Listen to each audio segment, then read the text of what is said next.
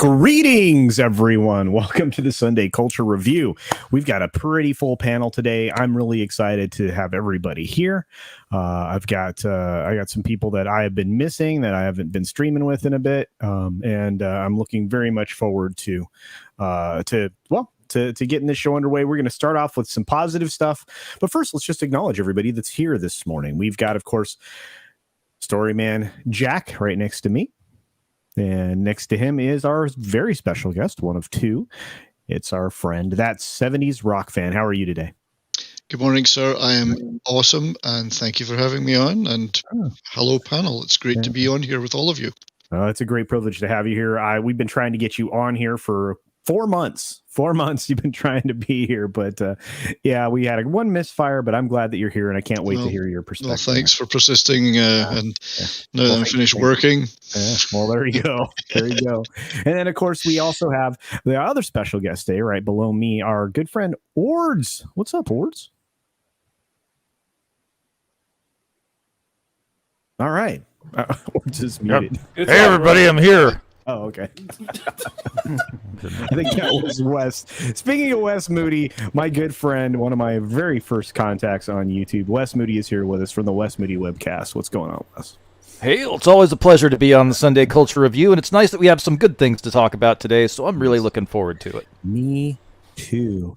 And then immediately next to Wes is the very talented artist that we claim as our very own Machiny90, or as you know, his channel, Machiny Draws. How's it going, Mach? It is a great day knowing that I could be on a stream on a day that I don't have to work. Oh, that's awesome. Yeah, you've been working hard, man. Congratulations. Get that money. Get that money. I know. That's right. So I'm happy to be back. All right. And last but not least, our friend, the Shelled one, who has been absent for a bit. I'm glad he's here. How's it going, Shellbach? Pretty good. Little glitchy here still. But I'm just, that's StreamYard for you, I guess, on a mobile device. But, I'm glad you're here. It's been too long. Yeah, been too long. And speaking of work, Friday I had training day at my new JOB. Ooh. That's cool, man. Congratulations. That's awesome, brother. That's awesome. Hopefully it's something you're going to enjoy. The dry spell is over for employment, I suppose. All right. Hey, sorry. The one time I forget to plug in my mixer, right? The one time I forget to plug in my mixer. Wait, this isn't Hollywood Squares? No, it's almost Hollywood Squares. We got plenty here. Not yet. We don't know how long we're going to get to keep Storyman, but because of that, I want Storyman to right up front. We're going to do the promotion for him right away because I don't know how long he's going to be here. So I got like 2 or 3 things going on. I'm doing I actually dropped a noir story this morning at 12:30. I've decided that since I work overnights and I live overnights, I'm just going to start dropping stuff early in the morning and then let people get to it when they can. I'm tired of fighting the algorithm, to be honest with you. But it is a noir story. It is kind of classic investigator noir. And there's a line where he says, I don't think the dame had ever been called on her bologna sausage, as the culture would say. So it kind of fits both rooms. I got a lot of Easter eggs like that in these stories. So We're doing that. We're going to do Sunday night story radio, where I stream 2 or 3 stories, have some commentary in between them, and then also we're going to do a great big, announced it yesterday, a great big Christmas Eve stream, where I'm going to be doing a 'Twas the Night Before Christmas style poem and a story to go with it. So. Well, I'm stoked, man, and you obviously are excited because you're just bouncing up and down. So yeah, and I think I linked that promotional video for the Christmas thing to you if you want to play it. Sweet, I'm very excited. It's only like a minute long. Very, very excited for this indeed. All right, well, let's say hi to the chat because we got a lot of great people that are hanging out with us today.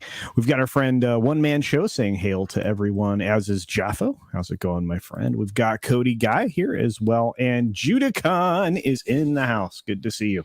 Grumpy Old Ninja Kentaro is here. Hola and hail. Absolutely, my friend. Thank you for all your promotions. Mr. Dragon is here. Says happy Sunday. We've got Tom hanging out. Okay, I'm here. Where's my $20? Nah, Tom.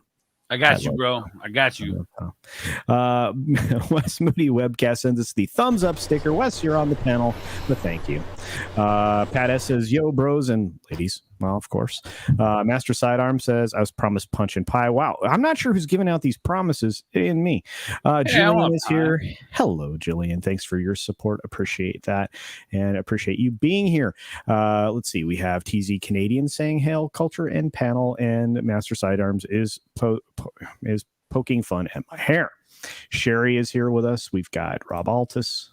There's a Canadian Spider-Man. Good to see you, my friend. And so many more. Chris Fisk is here.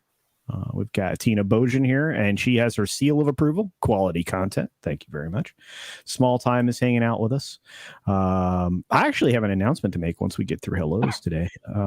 We've got Keck44 here. Joker Voice is hanging out. What's up, Joker Voice? Good to see you, buddy. Marks47 is hanging out with us as well. And we have...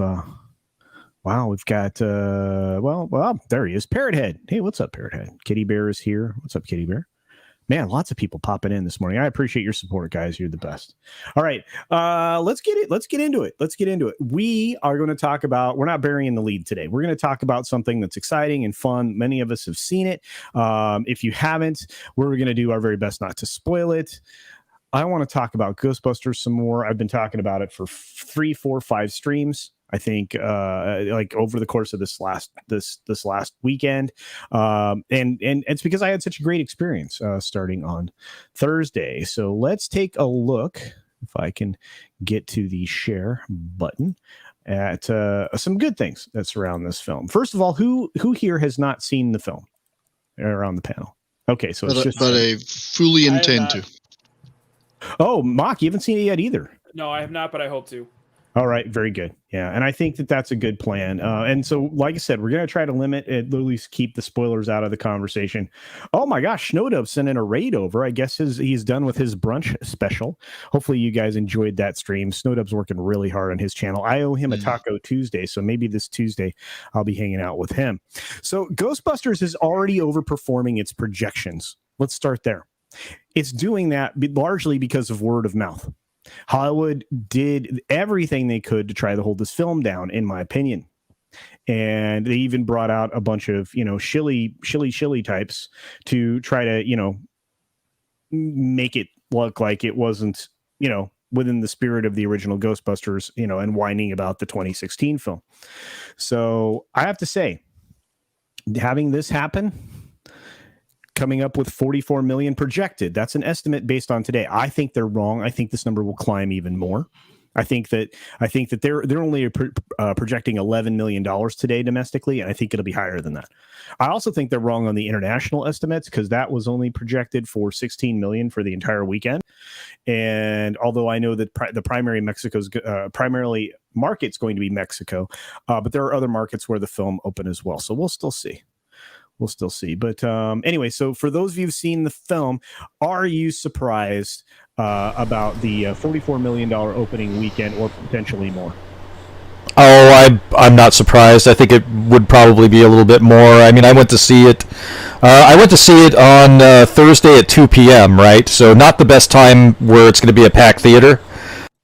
the only time I had available, and that movie, that the theater that I was in, it was on multiple screens, and that theater was half full. So for 2 in the afternoon on a Thursday, that's pretty good. Wait, and mine was sold out this weekend, all weekend. Wow. And that's the first time they've been sold out since anything came in. That's amazing. Now, granted, it's a small town theater, so. Well, I have an interesting question, and I'm going to ask it of this man because he's in a different country. Tell us about how easy or difficult it is to go see a film in Canada right now. Well, behind the maple curtain here, where we've all been assigned into our gulags, it's not impossible. I mean, if you have the correct passport, you can go to the cinema. There's one just down the road from me here. So people are going. There's two cinemas in the town I'm in. One's a multiplex, one is an independent one. They're both open. So yeah, you can go. I'm not going because I kind of get out of the habit of going to movies personally, and if it's such a good setup at home, I would prefer to wait to get it on the streaming or a physical copy. That's just me. That's my personal choice. But yeah, others are going. Well, very good, very good. I know. Well, I believe Wes saw the film. Wes, how was your experience? Was your theater full? Do you see this, positively? Yeah, it was half full. I saw it Thursday or Friday afternoon. I think maybe it was Friday. I don't know. But anyway, it was like at 2 p.m. So again, considering the time, I was surprised how full it was. It was half full at that time, and it was shown on multiple screens, several screens. I think like 3 screens at the theater I was at. So yeah, I was it was a great experience. I mean, I know I'm here in California, but I went into one of the red counties, and there's no masks or anything there. It's just like it was pretty normal. Right. I mean, the people working there were wearing masks, but nobody cared. Nobody said anything. I got my popcorn. I got my Colonel Seasons ranch flavoring with extra butter, and I was munching popcorn and having a great time watching the movie. Wow. Well, I'm glad it was a good experience. And unfortunately, Mock, I know you haven't seen the film yet, but you said you were looking forward to seeing it. Makini? Sorry, turn my mic off again. No yeah, worries, I am bro. looking forward to seeing it, and to be honest, I was actually expecting the weekend box office to be much higher. Yeah, me too. To be much higher. I am happy that it's doing good, and I'm happy that it seems that of course the fans are winning out on this one. They are coming out in droves and great support, and it's basically telling the naysayers to put a cork in it, because Ghostbusters 2016 was bad, and this is the true Ghostbusters. I think Gary said it best. It's more of a Ghostbusters epilogue.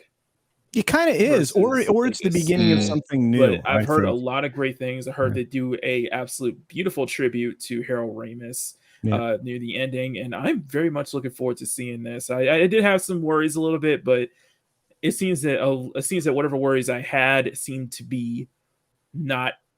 It seemed to be dashed, or it seemed to be kind of nothing too much to worry about. So I'm looking forward to it. I really am. I was just expecting it was going to be getting. I was expecting it was going to get much higher box office numbers compared to the Eternals, or even compared to the 2016 film.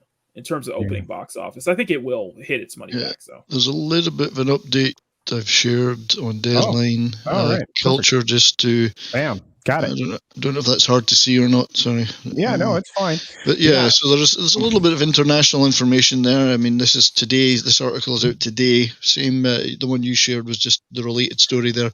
Right. So internationally, it looks like it's getting some traction. I mean, a 5.8 million start in the UK is a really good start. That's strong, yeah. Yeah, because your average super hit in the UK usually only takes in about 12 million max. Yeah, so that's like Bond. Bond didn't do that. I think Bond was right in that $12 million range. Yeah. So if you get anything like a 6 million start, that is a fabulous weekend in the UK. Mexico 2.4 million, which is not bad, I believe. given past history.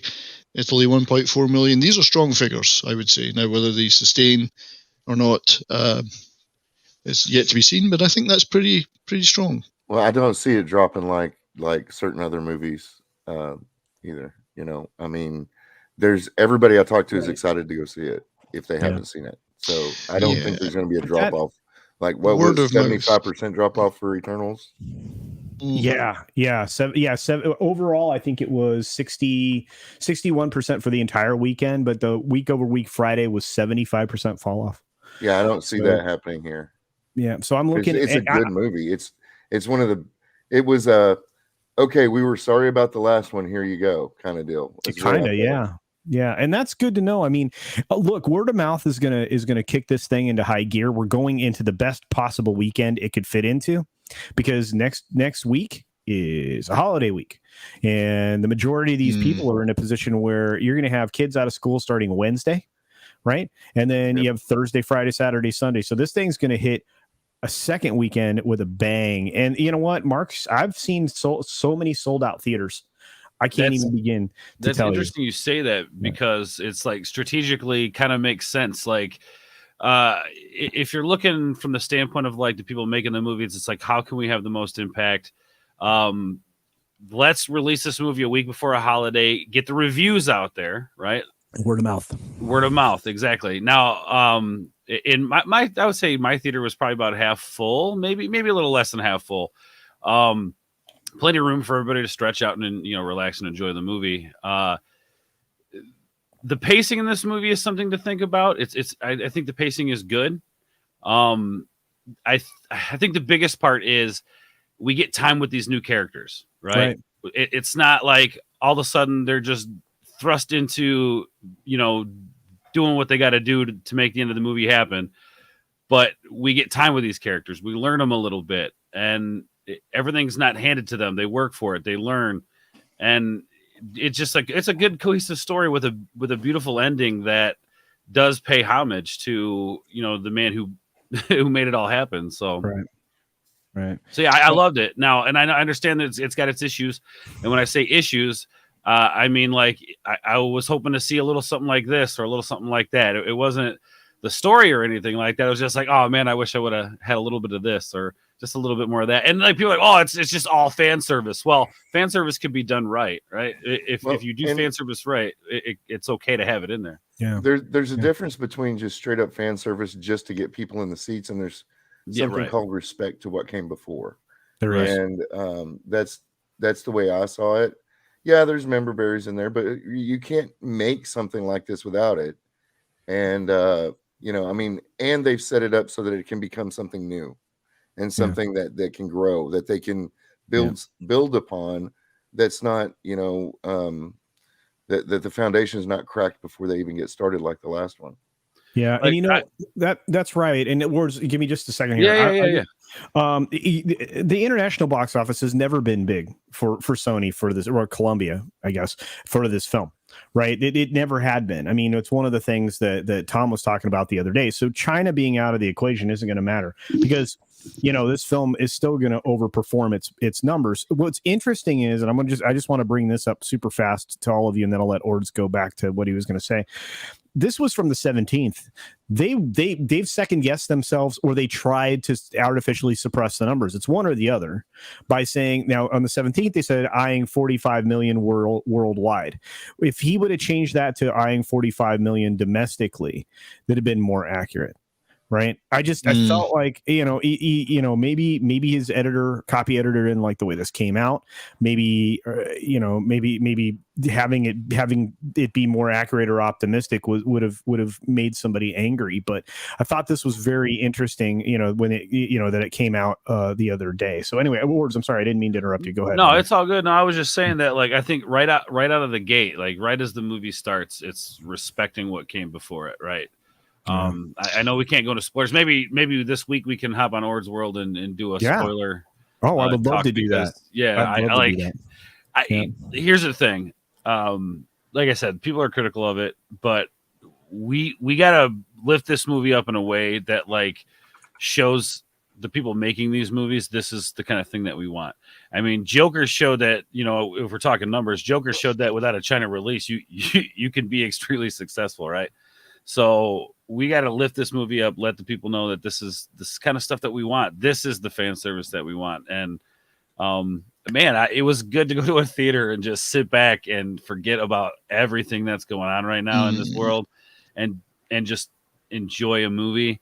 And I never seen Keshick jump so much in a movie. Like, oh really? My God. It's like every scene, and in IMAX, it hits a little different. So a little harder. Yeah, and I find it fascinating just how many shows were sold out. I mean, Nina Infinity in Mexico was reporting that they had to push back their expectation to see the film until 9 p.m. last evening. So that tells you a lot, is that it's sold out in a lot of places. But I know Jack's got to go, and so we only had him for a short period of time. There he is. And there goes the coffee. Oh, hope it didn't spill. It's got a lid. Oh, okay. Yeah. So, yeah, we've got family. We do family dinner every Sunday, and I think we got all 15 of them showing up today. Awesome. So, yeah, I got to go get hamburger and pork because we're doing burgers. But, awesome. Yeah, if you could, come over to my channel, take a look. I'm doing a lot of new original stuff, and a lot, the Just the Tips going on and everything. So I'm trying to get to 500 subscribers by Christmas. I'm at 405 at the moment. Ooh. So it's completely doable. Yeah, it is. Yeah, it is. And so you guys enjoy. I got to get some sleep before I got to cook. So I understand. Go get a nap and have a great dinner. Take care of yourself. Have a wonderful day. And I'll remind everybody to check Much out. love. See you, story man. Good story, man. Have a good one. Bye. All right. Well, the person I hadn't heard from, sorry about that. The person I hadn't heard from yet is this guy here. I know he went and saw it. Shellbach, your thoughts. Where do you think this film's going? Earnings wise, all of that stuff. Punk Tracy is leaving us as well. See you later, Punk Trace. Sorry. Go ahead. Later, Punk. I see how you are. Sorry. Shelly. Yeah, I've been glitching out a bit. So, okay. But anyway, money, like where do I think how much money do I think it's going to end up making? Yeah, where do you think this film is? I mean, are you surprised by what it's earning? Are you excited to see what it's going to look like after next week? No, yeah. I mean, even I went to a matinee, all right, and so there wasn't a whole lot of people in there for 3 p.m. on a Saturday. But then again, I live in a part of the country where probably half the population is still afraid to come out of their houses. Wow. But I went to a matinee, and I don't know whether it's inflation or what, but it was almost $11 for a matinee. Wow. But yeah, I paid $10.50. In my humble opinion, I think this movie was worth every penny of that $11. Was there things that I wish there would have been more of, or a thing in the dialogue that I thought, well, they could have gone without saying that or whatever? Yeah, man, maybe. But still, it's definitely worth the money. So that's where it counts for me. If I feel like I got my money's worth, then it's a good film. But yeah, I think I would. Go ahead. I'm sorry. Go ahead. Go ahead. I hope it breaks into the triple digit mil somewhere. Yeah, me too. Me too. I think it will. Look, this film didn't cost that much money. As Frankie knows, has been paying attention to it. He's like, look, this thing only cost $75 million. The previous film, I think I brought this up last night. The previous film, Ghostbusters 2016, cost $144 million to make. Try to show me on the screen where that got spent. Right? Culture, I started calling that film Ghostbusters Afterbirth since Afterlife came out. So. Yeah. I think they spent the $75 million of their. Love it. I think they spent a lot of that money on the craft service for Melissa McCarthy. I think that's where a lot of the budget went. Rough. Oh, God. Look, I mean, Darren, like my father before me. It's good to see you, my friend. Thanks for stopping by. Says Sunday roast is the greatest dinner on the planet. I think that's hard to argue. Ghostbusters is not only gonna make Afterlife is not only gonna make its money back, but it's going to outsell 2016 by a country mile. Oh yeah. I think that's true. And I think the word of mouth will be important in the same way that word of mouth stopped some of these Marvel movies from reaching their targets recently because people went to see them and went, "Oh my god, that wasn't good." This is the opposite. This is going to be word of mouth is great. Yeah. What was that Marvel movie that came out last week or 2 weeks ago? Well, the Eternals, the Maternals. It's funny you mentioned that. Here you go from another Deadline article. The lead movie at Overseas Turnstiles for the studios again this weekend was Eternals, which just barely passed the 300 million mark globally. It still hasn't made a profit. The Eternals, yes. That lifts the overall overseas cum to 200.3 million, which means it's not quite, I don't think it quite made 100 million here in the States yet. If it did, it's barely creeped over that threshold, which is bananas, right? So but there were no additional debuts. In other words, it's done. It's open wherever it's open. Obviously you have other markets where Ghostbusters will open up later, and I just thought that was funny. So if you compare these films, and this is a Marvel giant budget 200 million plus film, and it can't expected to make something like 800 million or $1 billion in their minds. Yeah. And this is where it ends up. Yeah. Well, because people go to see it and they go, no. Yeah. And it's bananas to me. We have a new person joining us and many people joining us in the chat. We have a Cotton Connection raid. Thank you, Snowdub, for sending everybody over. What's going on, Fat Steven? Nothing. He's muted. Hey everybody, I'm eating a lot. That's what's going on. All right. Well, that was pretty he's good. ordering something from City Walk. No. Keep switching my mic settings back. I also said there's a fat raid too. You got 2 channels rated. Oh well, thank you guys. I've got so many raids. I appreciate it. Got Fat Steven raid and a Cotton Connection raid. Well, thank you very much, guys. I appreciate it. All of you out there. Several of you popped in. We've got. I saw Benzo H here. It's a Gungan says he's overly critical of the film at a 6.5 or a 7 out of 10. But like Tom said on Midnight's Edge, the theater experience was 100, and I can't argue with that. I gave the film a B+. Okay, that's where my rating is. It stayed that way. I'm going to see the film again, hopefully. Which film? But Ghostbusters. Ghostbusters was a B+ to at least an A-, because like I'll say this before, it was the 80s mixed in with the 2020s, and it suited. It was well done. We didn't have to worry about any agenda stuff or any weird crap like that. Like I went in, I saw it. When I left it, the rest of my day was great. Like, when you get satisfied by something that just hits the rest of the day off perfectly, Ghostbusters did that. Yeah. It didn't need to be perfect. It just hits you in the right place, your heart. Yeah, but do you feel the same as this, Stephen? As Lord Trennan here says, Ghostbusters is definitely worth the trip. Can't recommend it enough. What do you think? You should also do that at the same time. You should pick up one of those popcorn buckets, either the Ecto one or the mini Marshmallow Man, because they're collectors and they're going quick. But they also light up. The Ecto one lights up. Yeah, and that if you can get that popcorn bucket at the AMC's, it's incredibly valuable right now. $130 on eBay. Yeah, that's the median price right now, which is amazing. Master Sidearms has, I think, the right thing here. Thursday evening, the theaters are going to be jammed, man. After a meal with your family and everything else, they're going to be. I think they'll be jammed all starting Wednesday. I think you're going to see Ghostbusters just hit, the afterburners, right? And it's going to be beautiful. I know. I'm going to be taking the kids next weekend for sure. So, that's going to be awesome. Yeah, and it is apparently an extremely good movie to take kids to. It's very well paced for them. It's not got anything that you wouldn't want your kids to see, but at the same time, it's not bland and. Can I just say one thing? Probably my favorite thing about the movie is, and this is one thing I've been very critical of movies in recent past, there are practical effects in this movie. all over the place, and which is why, it's amazing. but see, he kept the look and feel of what his dad created, right? Yes.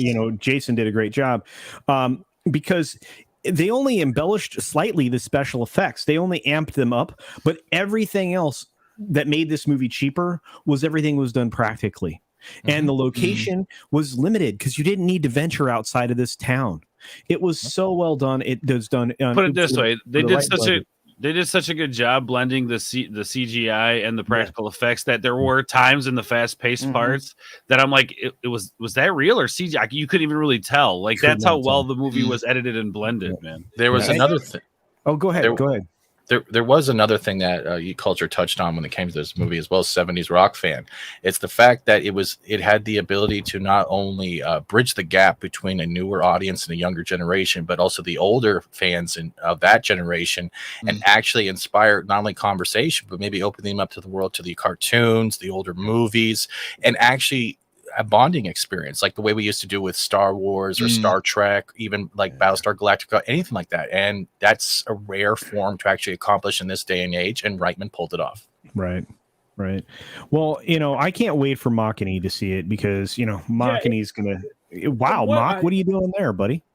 Well, from what I was going to say, because obviously it definitely looks like it definitely looks like a smaller film. It definitely feels like an indie film in a way, and I think setting it in like Oklahoma and having that small indie film feel, it might be was a stroke of genius, honestly, to not go that big budget with the practical routes that 2016 did, and you could see it just like fall apart in the seams.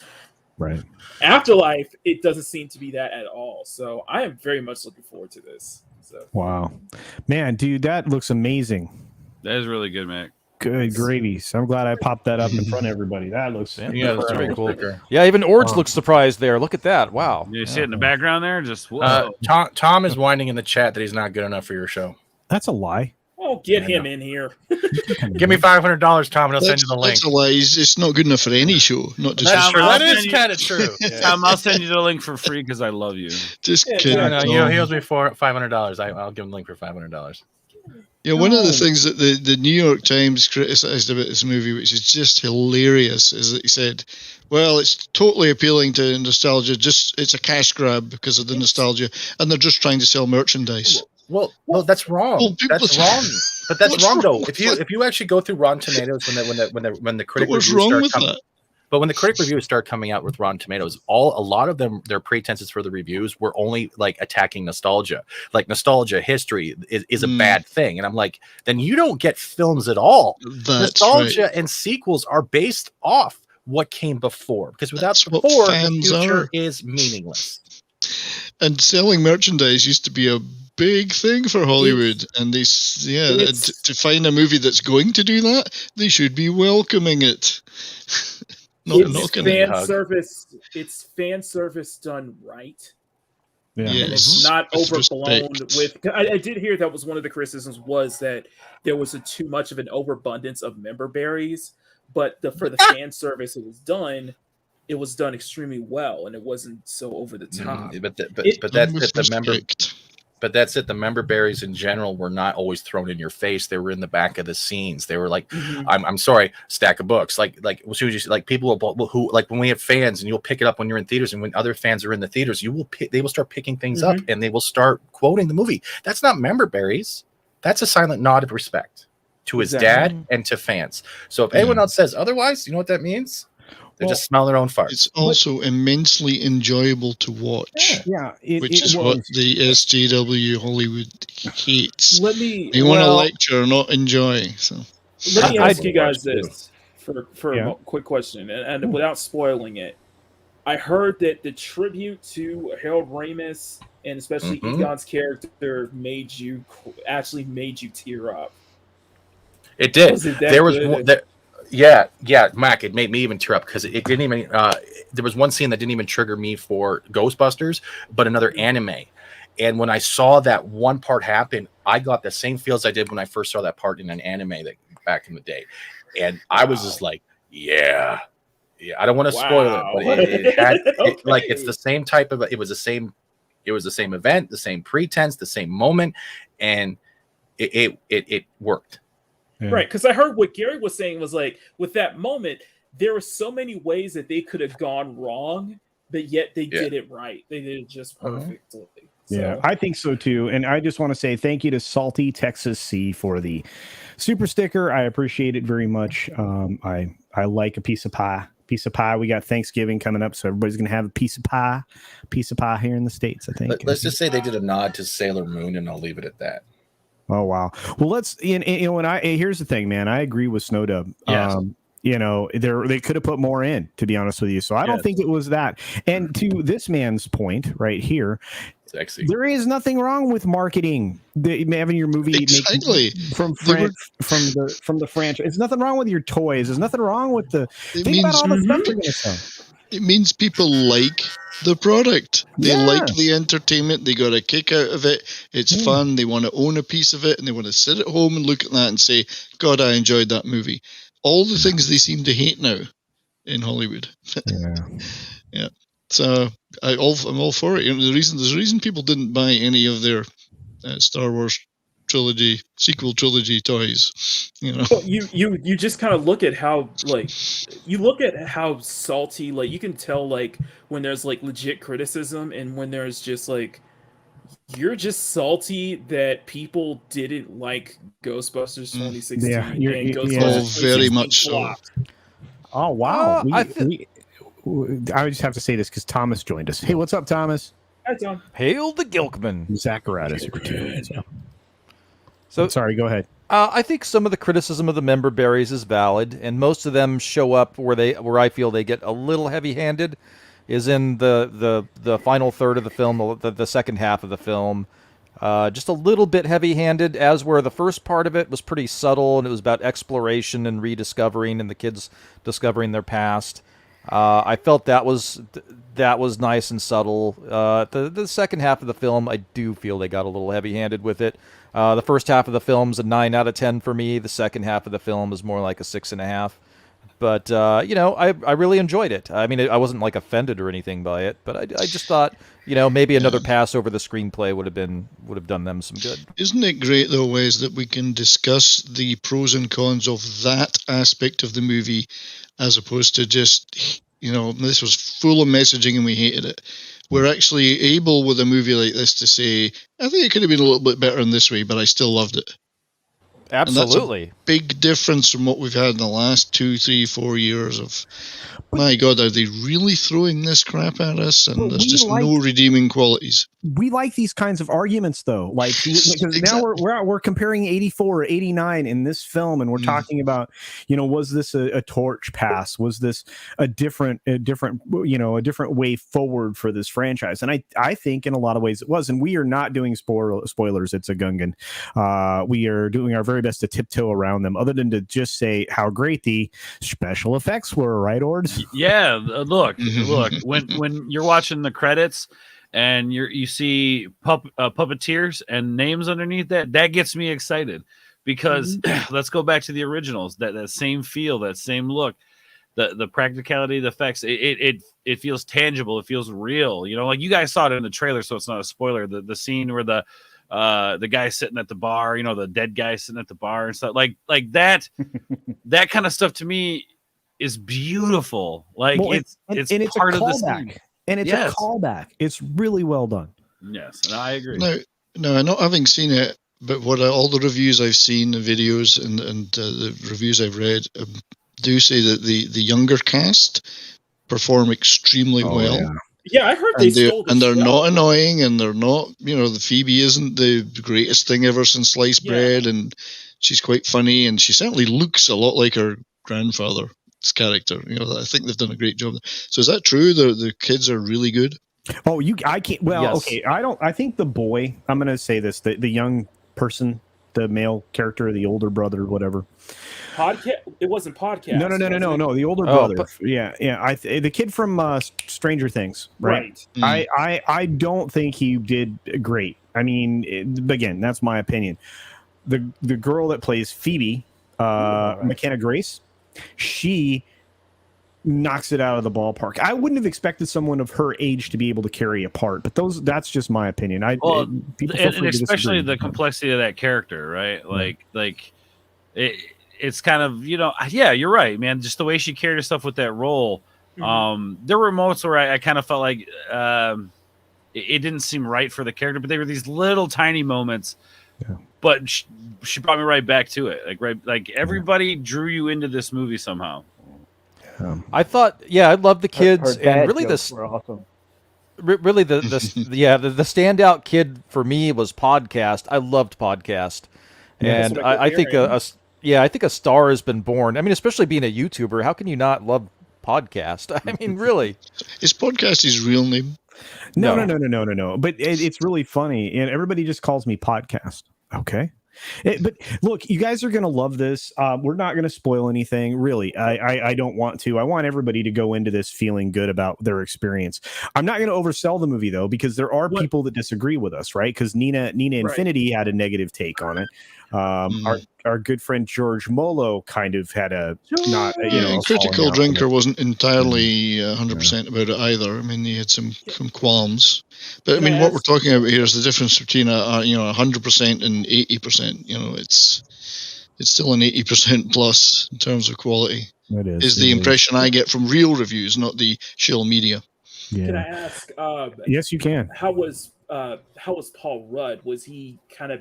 He was very Paul Rudd. He was same character in like Ant-Man and same character in other films. So no, he wasn't. Oh, okay. He's honestly, the best Paul Rudd you'll ever see on screen. He's the best Paul Rudd. Yeah, but Paul Rudd and Phoebe worked great. Honestly, their dynamic was very well done, and it honestly felt. I don't know how to describe it, but it felt like it fit. Yeah, no, it did, and I agree with that. There's a question on the screen here for this guy, Makini. If only Makini would draw Mandy Summers. Well, there we go. I think he wouldn't mind at all. That would be a drawing I would pay you for, Makini. There you go. My back catalog wasn't This is a great article. This is one of the people that don't shill from Forbes. Yes. This is from Eric Kane. That's why I picked this one. Yeah. Can you control scroll wheel that to make it larger? It says, hang on. Hold control and press and scroll up. I got to get on the right screen first. There you go. Ba-bam. Yeah, sorry. Nah, perfect. So this, I spotted this on Forbes. It surprised me because the guy liked it, really liked it. And then he does the comparison between the two Rotten Tomatoes, the two Rotten Tomatoes for this Afterlife and obviously Afterbirth before. So you can see the 62% and the 96%. Big difference. So my 11-year-old son and I went to the movies last night to see Ghostbusters Afterlife. I was very happy. We had just watched the original 1984 Ghostbusters this past Tuesday because the films are linked by very specific details. And before we go further, let me say this. This movie was awesome. It was really, really good.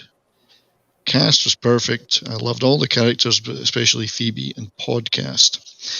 And he goes on in this vein. Obviously, we don't want to read everything, but he took his 11-year-old kid and they loved it. And I find this really, really positive and really good that they could go together, watch this movie, both enjoy it. Yep. And that his kid had seen the original one too. And I found this extremely, this is what you're going to get the word of mouth happening. Yeah. People are going to do that and they're going to say, you should take your kids to see this. This is awesome. And it's not just nostalgia packed. It's a beautiful tribute to the others.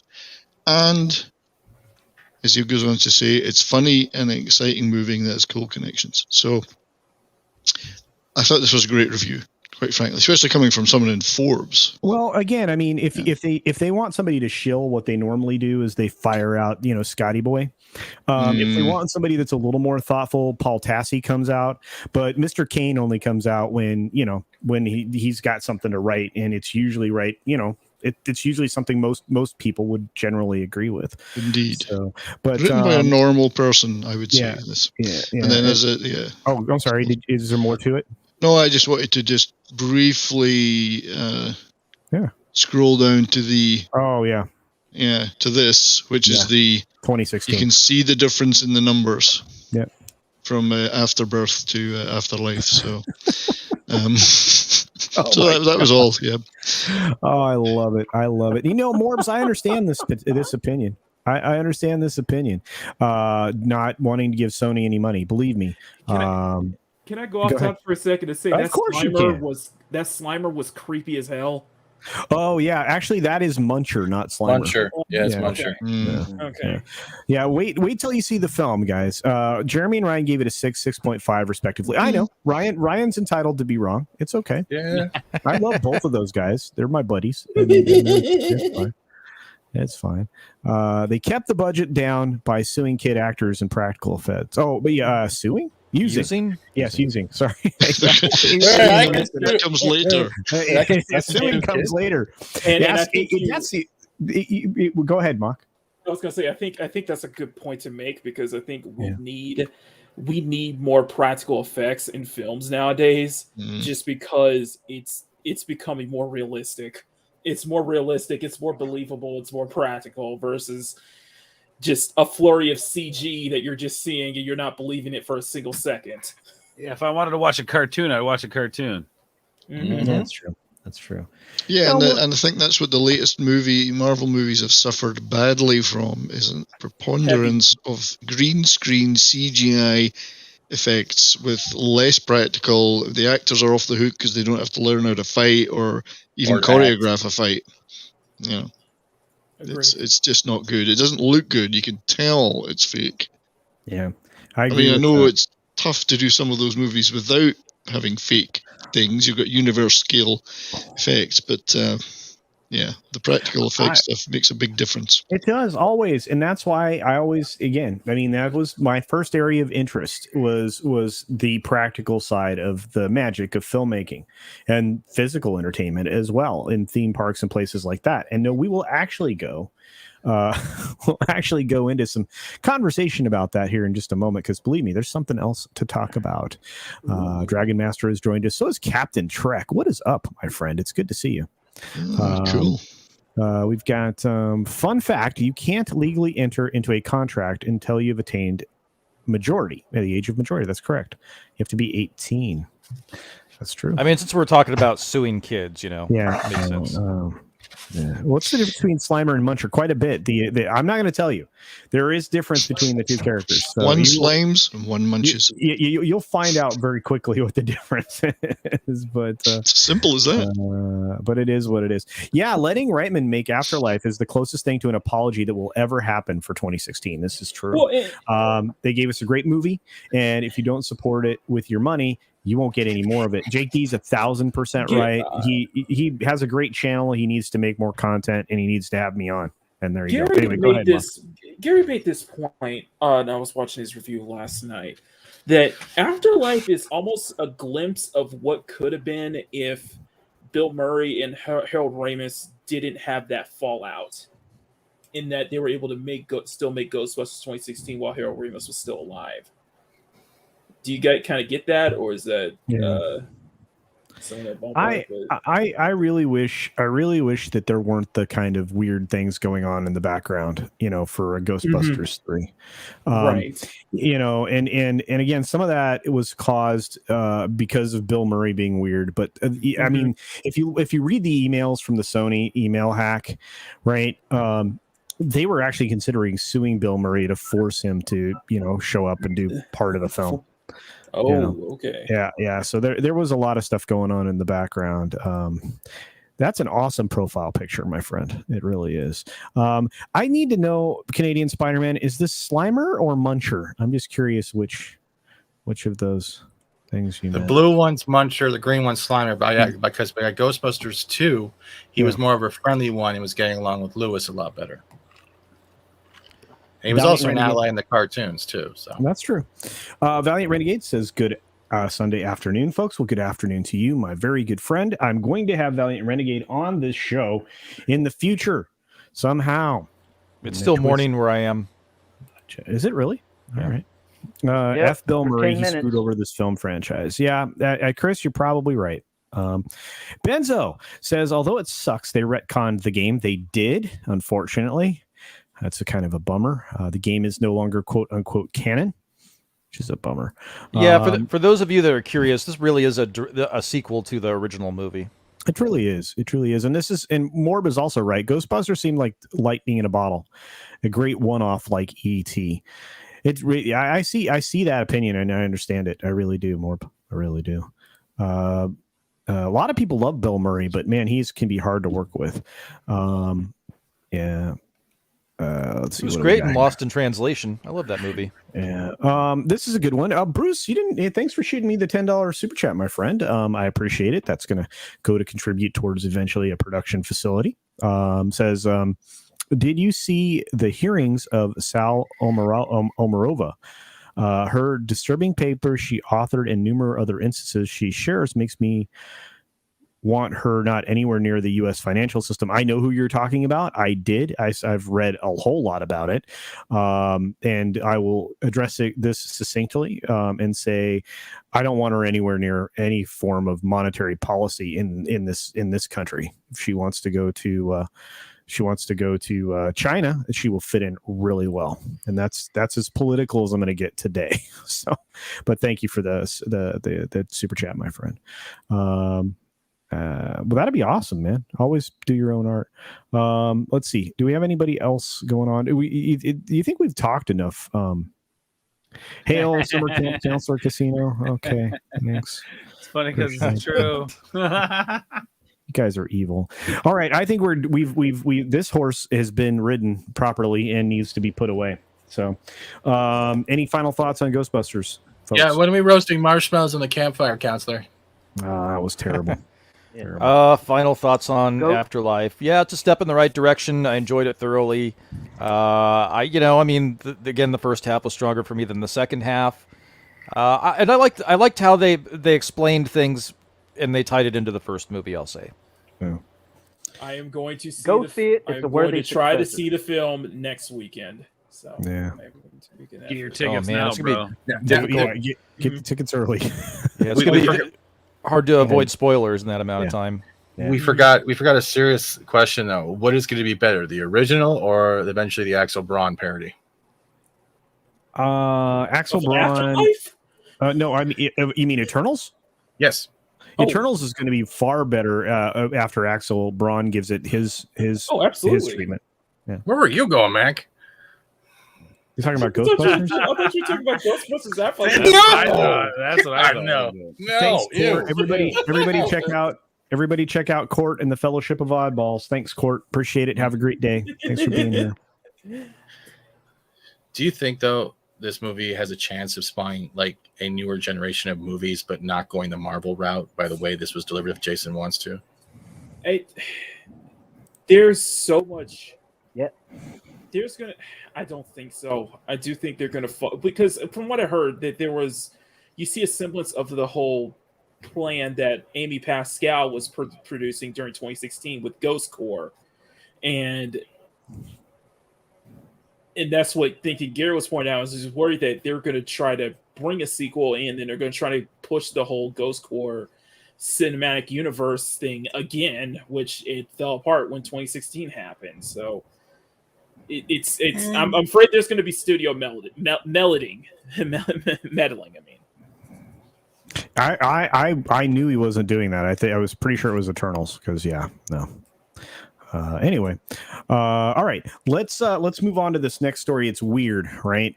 Disney took a massive financial hit after their quarterly reporting, and they thought they could beat it back with Disney Plus Day and the announcements around things that had already been announced a year or so before, just announcing them again. Or talking about the development or whatever. This also came on the heels of things being pushed back or canceled, like Rogue Squadron and stuff like that they had announced at a Disney Plus Day a year before. So let's fire straight up into the thought process at Disney, which is we need to show people that streaming makes money. There's a thought process at Disney? It's called Screw Up. Well, you knew. Who knew? Yeah, Hulu Live TV plans will add, Hulu Live TV plans will add Disney Plus, ESPN Plus, and hike monthly prices by $5, whether you wanted it or not. Well, can't opt out. No opt out. The only thing I could see, the only way I could see Disney kind of shooting themselves in the foot and screwing up really badly is if they do what happened with Streamlabs and force everyone to get a subscription service or give everybody a subscription service even though they didn't want to. Yeah. Well, here's the problem. Okay, now they can be by commingling these subscriber bases, they can now hide Disney Plus subscribers and make it artificially look like the subscriber base grew domestically. So you're suggesting they're going to add that to their annual or quarterly reports to say we grew the numbers by X, even though it was just adding it to Hulu. Right. Yeah. I was going to say, think about how many people had Hulu before Disney Plus dropped. I mean, I've had Hulu for years, you know. But that sucks though, because if they're going to incorporate so they're going to put it into Hulu, but Hulu isn't available outside of the U.S. for a lot of places. Even with the VPN, you at least have to have an American address and an American credit card. From my understanding, I can't get it up here. So what are they saying? Ha ha. Well, to me, this is a frustrating development financially, because now you're literally hiding, the fact that domestically you've reached the apex. There's no further growth. If there is. Down. They can grow down. Right. No. Right. Yeah. Well, and that's the problem, is they are fighting churn constantly. And a lot of people love this, Bruce. A lot of people love it when they get spanked. Morb's not wrong. They had a solution, but she's never going back, especially after the outright lie that Cheapskate told in front of an annual stockholders meeting where he had to actually answer publicly to the firing of her, which made him look like crap. Yeah. He's a douche nugget. I'm sorry, go ahead, Wes. I was saying, he's a douche nugget, stupid with extra cheese and pickles and onions. Oh, come on. Why are you going to waste pickles? Well, you can have pickles. Why are you wasting onions, man? Those are good. Wes has a collection of my little sayings. He'd use like 3 of them right there. Just making my contributions to the CC lexicon. Oh, speaking of that, that's added to Disney. It branched out though. Like, have you guys seen that? Like, I saw on the PS store of the PlayStation store not so long ago. They now have a Minecraft Disney that you have to actually buy now. They actually are now going into gaming, like just trying to get every other franchise they can. They're just all over the place now. Well, and I've seen. Well, it doesn't matter. Some of the internal stuff on the inside isn't going all that well either. Operations at the theme parks aren't thrilled. We can go into that another time. But I thought this was an interesting story. And yes, Mr. Dragon, this is one of many reasons he skipped, because he was going to get pummeled and booed and all kinds of things. There are people really unhappy with this man right now. That's interesting, because Mrs. Rockfan yesterday said to me, why is it the Disney shareholders don't object to the things that they're doing in the annual review meetings, quarterly review meetings? I said, well, 1 or 2 of them have tried, but they get shut down and whatever. She can't understand it because they're losing money from making crappy movies that nobody wants to watch. Well, again, this comes down to the things most people aren't aware of. Institutional investors control Disney. It's not controlled by retail investors like you and me. So the board of directors and the slate that gets elected is hand chosen by people who have I'm going to say this again, I'm trying to stay out of the politics of it all, but they have a globalist perspective. That's what I said to her. Yeah, and it's greater than it's now exceeded the Fortune 500 folks. But we have Bat Tom joining us. I'm so glad. I came in the wrong room. I thought this was the bathroom. The clown boy mixed up. That's the bedroom. Good to see you, Tom. Yes. We just wrapped up some Ghostbusters Afterlife. Do you have any fresh perspective you want to add? I can't spell Ghostbusters. Ghosts aren't real, man. Okay. Just like your career, man. Okay. Wow. They aren't. But again, I mean, have you upgraded the film in your eyes or downgraded the film in your eyes? No, I want to see it again. I've been trying to figure it out. I've been trying to drag my folks to it. Wow. But my mom works too much and my dad don't want to leave the house ever. Other than that, no, I just I went to see because I guess the local theater in town here does like private screenings. Oh wow! And it's like all booked up till next Sunday for Ghostbusters. So I was like, fuck.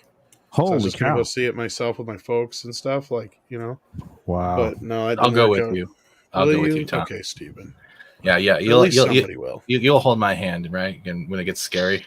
So the private screenings, Tom, are they? How many people are allowed in each private screening? Is it? I'm not sure. I'd have to look at it. It's like $25 to reserve it though, and I'm assuming you can have quite a few. It's like, you know, for like birthday parties and family. That kind of thing. Yeah. So I mean, I'm sure you can have however many, but just during the week they don't do like the regular screenings. They just do the private ones. That's really cool. That's awesome. But like I said, I mean, I didn't think your opinion would change, but this is just a weird thing. I mean, I'm not fooled by this. I hope nobody else is, but regardless. So what's going on here with this business now? Okay. So Disney's going to artificially expand Disney Plus because they're using Hulu Live TV, and they're going to add Disney Plus to it and hike the price of Hulu $5 or Hulu's Live TV. So they're going to artificially increase the domestic subscriber base to Disney Plus because the people that have Hulu are going to be or this particular Hulu plan will be forced.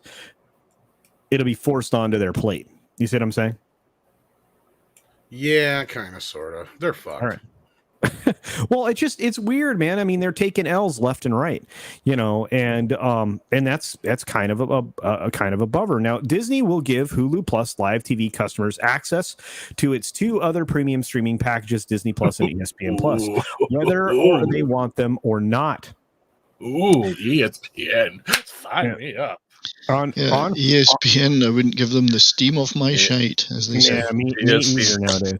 Yeah, but here's the thing. On Friday, Hulu began informing Hulu Plus Live TV subscribers that beginning December 21st, their subscription will now include access to Disney Plus and ESPN Plus. With the additions, the price of Hulu Plus TV will go up $5 a month. Hulu Plus Live TV will with on-demand ads will be $69.99 a month. Who is paying that to watch television? I mean, Culture. I mean, you mean to tell me that I get free ESPN Plus where I can listen to Jalen Rose about more lies and BS and not have ESPN take any account of it? Sign me up.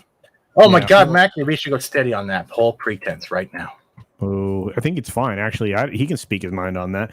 TZ Canadian sends a $10 super chat. Thank you, my friend. I appreciate that. $10 super chat says, for the studio culture, your show is bookmarked on my Sunday calendar. Well, thank you very much. The weave will grow back. It will. Just a few more months, it'll be down to my shoulders. And then by this time next year, when I get my hair cut again, it won't be quite as short. I will not look like Lord Farquaad the next time the haircut happens. It ain't gonna happen. Yes. Yes. Do you know I love it. Thank you. I couldn't picture My it. Lord, Now I know my where the Lord. haircut came from. Lord Farquaad. You know who gave me that moniker? I believe. Well, actually, the hair. If you watch the video, the guy that cuts my hair, he's awesome. He is actually the one that says, "Wow, looks like Lord Farquaad." I was like, fantastic. And then Is this like the Beatles culture? Are they selling your hair for $5 a strand with the certificate? No. It gets donated and it gets turned into wigs. I'm on it. Don't worry. But Rogue Disney, if you guys know, Rogue Disney's awesome. Rogue Disney's really cool. He actually was the first person to meme me as Lord Farquaad, and that was amazing. So, when you're getting memed by your friends, you're doing something right. So, but to finish up the super chat, and thank you again, TZ Canadian, appreciate it. Says, I don't give my money to Hollywood, and I think, with the exception of this film we were just talking about, I'm done. I'm done. I'm going to give it to the things that I love. I'm not going to support things that I hate. And I can talk around the periphery of some stuff and not have to worry about it. But anyway, we'll keep going on. This story is breakaway weird though, because I mean nobody's signing up for this, and you can get cable. I think you're going to have a lot of people. I know that's cable prices. I mean, come on, $69.99. If you don't want ads, it's $75.99 a month, $76 a month. Who's paying that for TV? Jesus. No. And they call out the fact that Hulu and all of the Disney products have been subject to a regular cadence of price hikes. It's worse than cable, guys. Remember the whole reason you cut the cord? They're just bringing the cord back, and now it's a different kind of leash. Because they know they're not going to get any new substantial growth. No, that's the problem. Yeah, but I think Makini, Mock's got to go. Makini's got to go. Makini. Am I saying it finally right? He's off to right. He's off to work on the Mandy Summers. I've been saying it wrong for so goddamn long. I'm so used to it. Don't worry. Anyway, thank you guys. I'm so happy to be back here where I'm not working at work and having to listen to you guys and cry that I'm not able to be on panel with y'all. So anyway, we're join us for a little chill out session on my channel, and we're gonna have some fun. We're gonna get some more into this, and we're gonna play catch up a lot. So definitely plenty to talk about. So I will see you guys then. Culture, as always, thank you for having me on. Ords, Fats, Tom, everybody on panel. I love you guys so much. Thank you, Mark. I hope you are just crushing it, brother. We've got, of course, this is what everybody wants. Wow, all of a sudden I'm huge. All right. I think that he's got to do this. Your life. Yeah. Tina Bochin. Yes, there's Makini's store. Do check out his channel. His draw streams are epically fun and wonderful. Yeah, we're this is just weird. I think okay, so let's talk about the streaming industry in general, because I'm curious. I have had this opinion now for a couple weeks. I think streaming's matured. I don't think it's going to get any bigger. I think that the players now are competing, like going to try to outmaneuver each other to stay, irrelevant. I think is the right word. Am I wrong? Do you guys, No, I don't disagree. I think we've reached kind of like maximum peak growth. I mean, sure, there's going to be like maybe another 5% growth across the board, maybe. But that's like the last lingering few people who haven't got into streaming yet. And then it's a logarithmic scale. I mean, there's only so much they can squeeze out of it, so the incremental growth becomes ever less incremental. I mean, it's just, there's a limit. Well, maybe they'll make an Amish streaming service and reach out to someone out there. Right. Real quickly, the super chat from it runs on horsepower, I heard. Yeah. Blue. They do some very clever things with batteries. The Amish, but well, if you see a man with his arms up a horse's butt, it's actually a mechanic. Actually, don't get me started on the Amish. No, that's a total other show. Anyway, blue-eyed roof Korean the base for $2. Let's just say I grew up in an area with a lot of Amish folk. I lived in an area like that. Mennonites, though, they weren't Amish. Mennonites, similar. Very similar. Well, yeah, you're muted. They churn butter like a beast, bro. They do. All right, we're getting into Weird Al territory now. All right, how soon before Disney begs for a bailout? ? Resist it 100%. And you know what, Tom and I have been talking about this for a while now. Tom, they're trying to get another bailout. Hollywood is. How do you think that's going to go over? Like a lead fart. Yeah, I think that's probably true. Then again, the right people in office, so they'll probably get it. Yeah. I mean, if this was 2 years ago, I'd be like, there's no fucking way. But now, chances are they'll probably get it. Hey, well, that's a silver lining. They're the right people in office for someone. Pretty much. Yeah, I don't know. I mean, there's nowhere to grow. Everybody they're committed or they briefly commit to the streaming services that have the things that they're going to enjoy. And that's unfortunately the model they created. Nobody's going to want to sign up long term or into any form of a contract with this, and they know it. The very first time somebody goes into that kind of a model, they will lose business because everybody's going to be like, yeah, no, I'm not going to sign up for a long term deal. I ain't going to do it because you only have a couple of things I'm interested in, and they only show up every once in a while.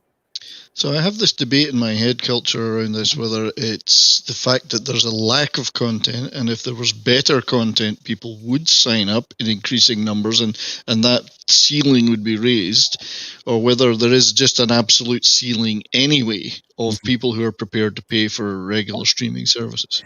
Well, and I mean, again, here's what I'm going to say. YouTube changes everything. Because we go here to get our entertainment, and we entertain each other. I mean, I can't tell you how many times I've got a stream going on in the background all day. I'm listening to somebody. I'm learning things because I can watch stuff. It doesn't have to be in the pop culture entertainment sphere or any of the people we know. I will learn things all day on YouTube, right? And techniques for speeding up what I'm trying to do, and I'm very grateful for that. But and this is the other reason I think that the streaming thing is a problem. We're never going to know who actually pays for something. And we also know that by doing these kinds of deals where you get Hulu and D Plus through their phone for free, like Angela Straven does, that brings the ARPU down. The average revenue per user is going to tank. And you're trying to artificially hold these costs higher, and then the international markets get everything at a discount. And this is something that Valiant Renegade and I talk about all the time. So it's ridiculous. But Tommy sent a super chat, and then we're going to get back to this discussion, and then we'll go to the last topic for the day. I've said it before, streaming services will wind up licensing their services out to larger sites that will host them all. Basically, are already 2.0. And he's 100% right on, and Tom is also 100% right on. That's what Amazon's doing. It's already happening. Yeah, Amazon channels. It's happening. So they ruined Wheel of Time. Let's not talk about Amazon. Yeah. No, but if it wasn't for Amazon, like Paramount Plus wouldn't be shit. Some of these other little streaming services wouldn't have any kind of Amazon has already kind of become a hub for a lot of the smaller ones. So that's kind of where that's going to go. The only one who's broke off of there is HBO Max. So they're the only ones who have had enough of a base now. And I mean, I'm not surprised, but I'm a little surprised. But they've been doing it right as opposed to Disney Plus, I believe, at least in my opinion, as far as keeping the classic material flowing. Now, HBO Max hasn't had any new stuff really outside of the movies. So I guess you can compare that to what Disney Plus has done with their Marvel shows and their few movies that they have dropped. But I just think overall, Disney just hasn't had anything that anybody really truly gives a shit about. The Mandalorian is the closest thing I can think of, and even that is waning at best right now. I'm curious to see how Boba Fett and the Mandalorian go after the whole Gina Carano. Well, and they just lost Estevez on the that's another thing that killed him. Yeah. Yeah. They also are doing a lot. Like I said, when we're bringing up the gaming thing, we have the Disney going with Minecraft. We also have Disney going now with Fortnite because they're also bringing in Dadbot Boba in the future. I guess it's going to go in line with that. So they're trying any way to get advertising out there and grabbing a younger audience, and they're doing this through video game crossovers as well. So they're desperate. They're very desperate, but I don't think it's going to be. And this is a very intellectual and smart way to look at this. When streaming exceeds its value proposition, the medium will die, just like cable TV. That was a great comment by Chris. Yeah. Absolutely. And in the era though of stakeholder capitalism, they're defying gravity. Defying gravity that long. You got to think of this like cigarettes or alcohol or anything else they try to get you hooked on early, right? They gave it to us for cheap first. And then they're going to take away the cable in the meantime. We weren't paying attention. And then we're going to be stuck with the streaming services. All we're going to be our choices. Eventually, I'm not saying tomorrow, but we're talking like 5-10 years down the line. Yeah. What we do have, though, in our favor is that there's still a lot of America that doesn't have a really great internet. There's a lot of older people who are never going to transfer over. So until those people are gone and until the rest of the country and some parts of the world actually have decent internet, they're not going to completely take over, but it's going to seem like that's really where shit's happening because a lot of this stuff, as we pointed out, specifically with like HBO Max, it's all loss leader. They're not really they're making some money, but they're not making the kind of money they could be making on this stuff. Because streaming is lucrative to a point. It's a revenue stream, Right. but like Culture and I point out quite often on Tuesdays and other places. There you go.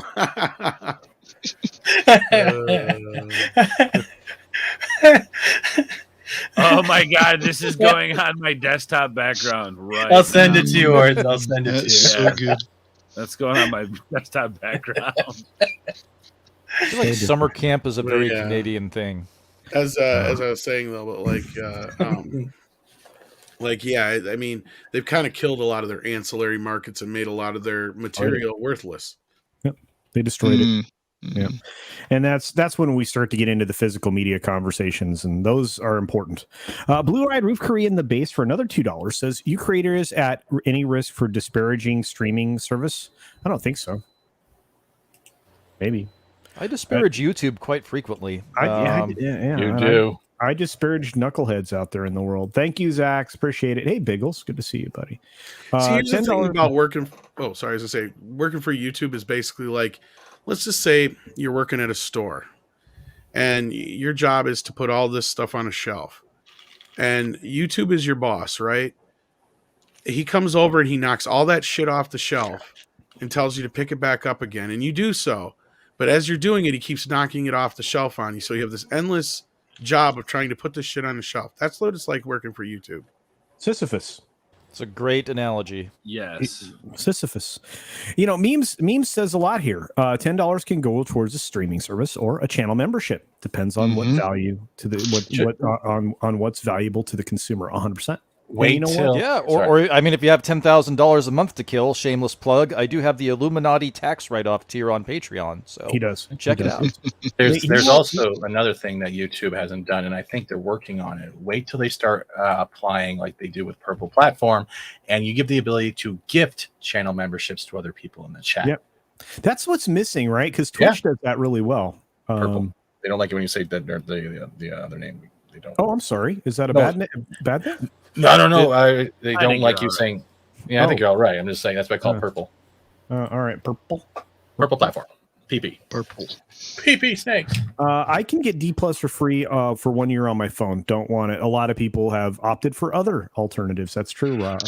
Yeah, Apple use that model too. Apple TV Plus, they give you free X number of months. You got to be very careful that you don't. Make sure you cancel that before the end. Otherwise, just continues. They start taking the money off you. Yeah. Philip A. Demick for $5. Thank you, my friend. So streaming will contract. That's the right word. I put the emphasis on the wrong syllable. Contract as people get back to the new normal. Why I am paying for channels and why am I paying for channels and services to insult me? It's a great question.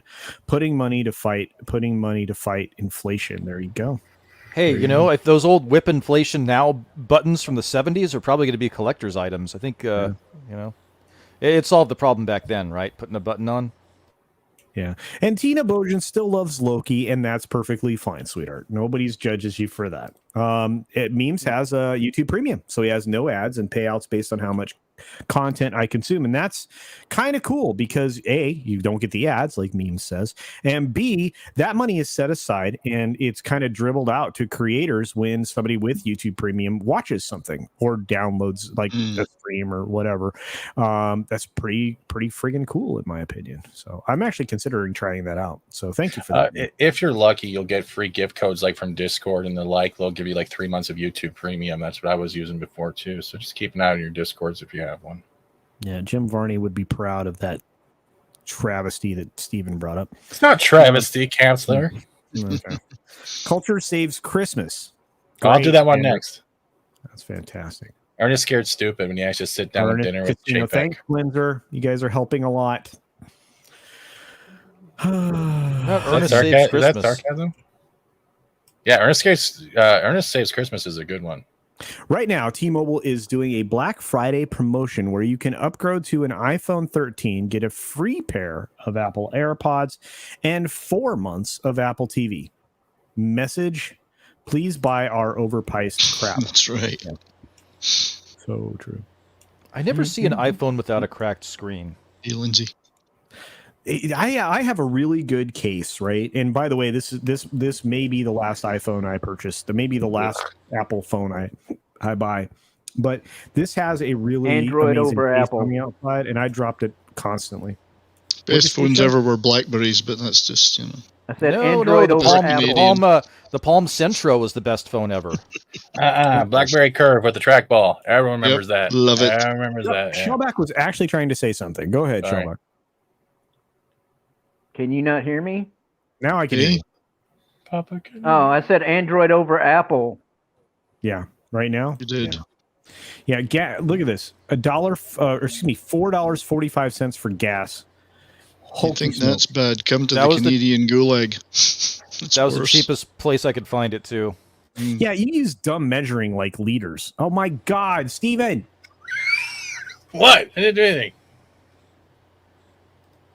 All right. Well, we're going to round out this panel with one more article. So here we go. This is from our friend, that 70s rock fan, who wanted to whoop something out here. Here it is. Yeah, I just, obviously Ooh, want Rockstar. I'll see if I can do the old. So, I'm a bit of a gamer. Not an expert. There are lots of experts out there, more than me, but I've pumped thousands of hours into games over the decades. And I'm always interested in the gaming wars, the front of the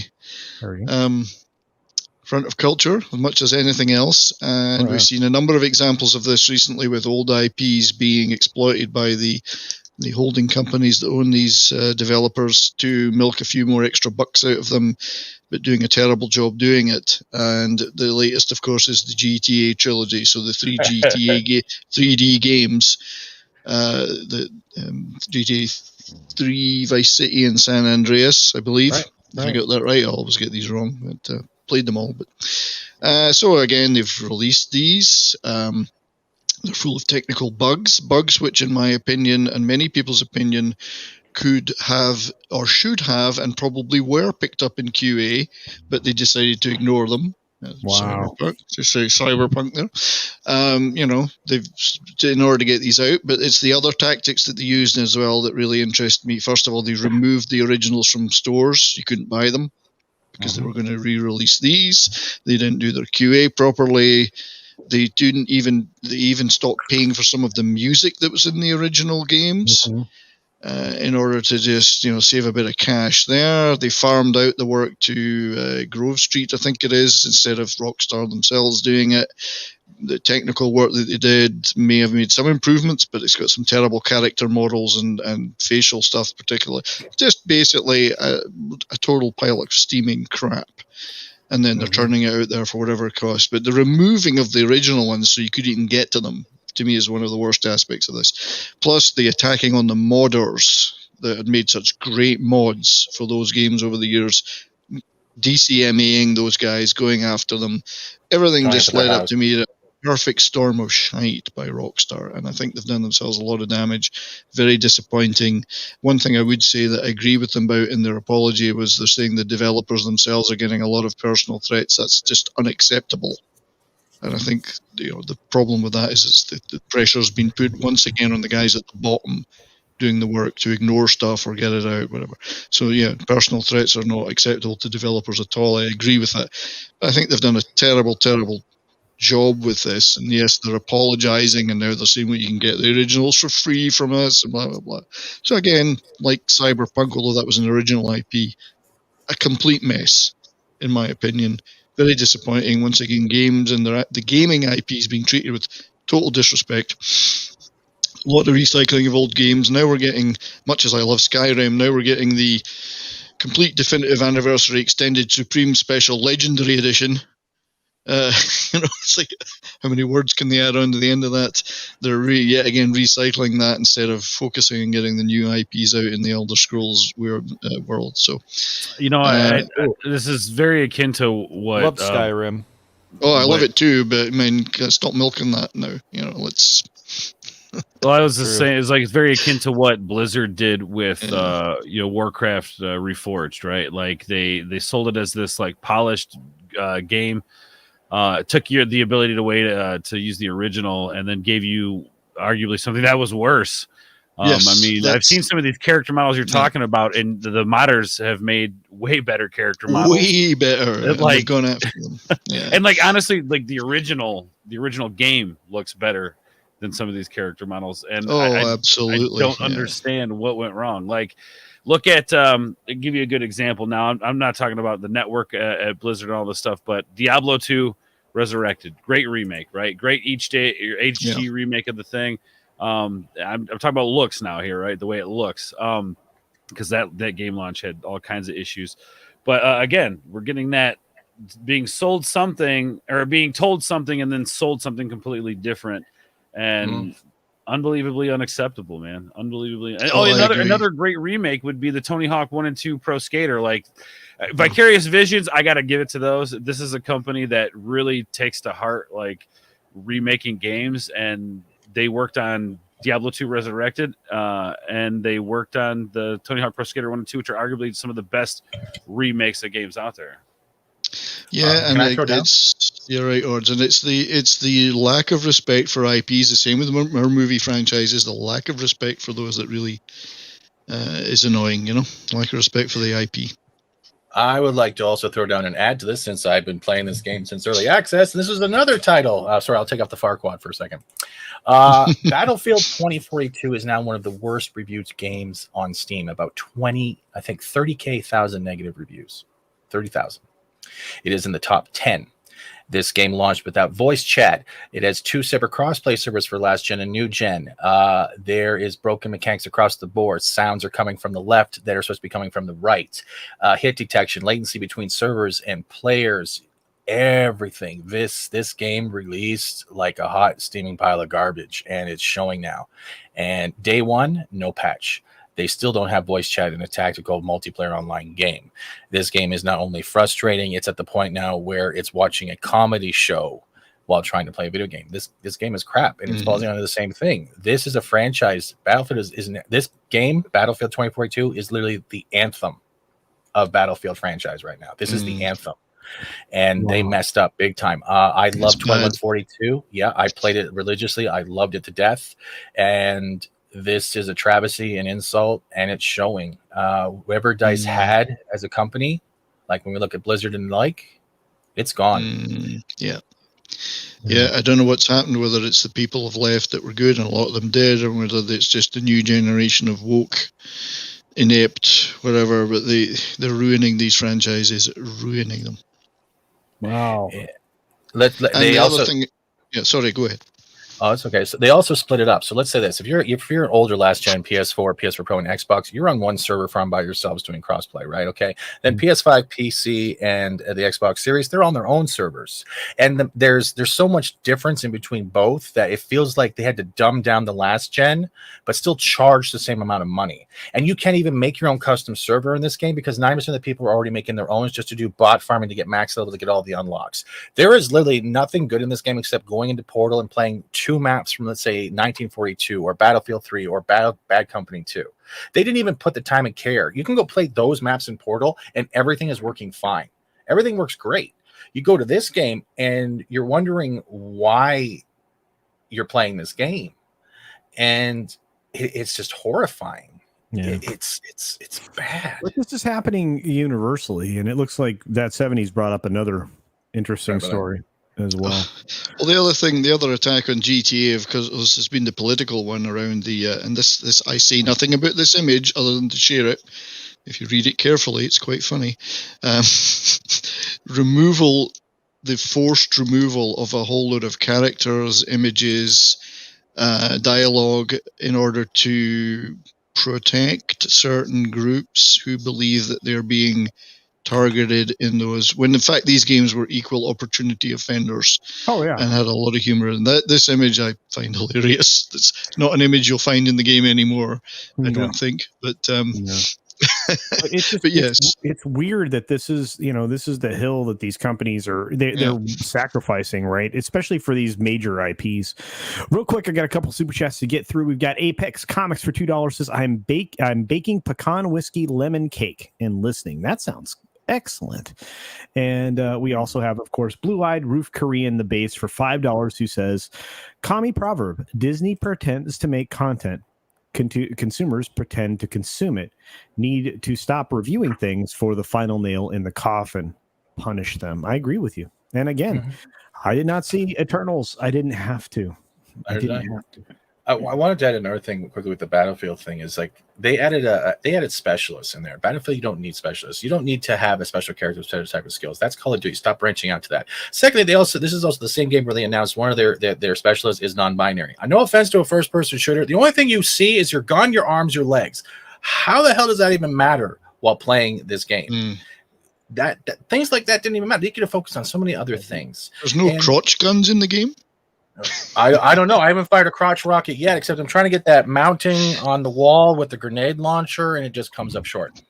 Oh man, that's from Dusk Till Dawn. That's from Dusk Till Dawn. Yeah, the crotch gun.